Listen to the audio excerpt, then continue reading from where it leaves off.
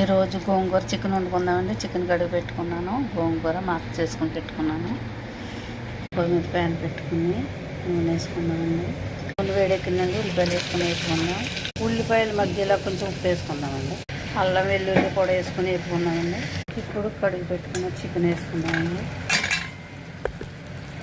కొద్దిగా పసుపు వేసుకున్నామండి. కారం వేసుకుందాం. టీ స్పూన్ సగం వేసుకుందాం.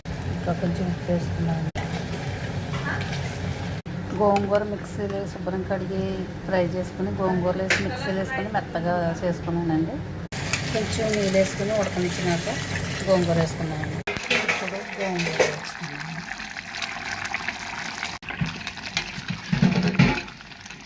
కాసేపు ఉడకనిద్దాము.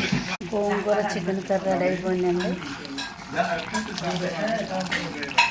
కొద్దిగా మసాలా వేసుకొని దింపేసుకుందాం. గరం మసాలా వేసుకుందాం. గోంగూర రెడీ అయిపోయిందండి. ప్లేట్లో సర్వ్ చేసుకుందాం.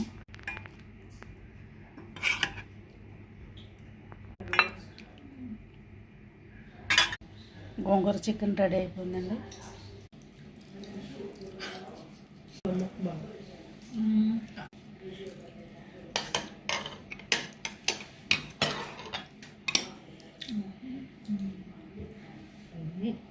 Ay, nito dahil.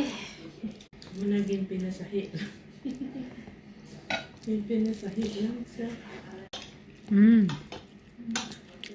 Very tasty.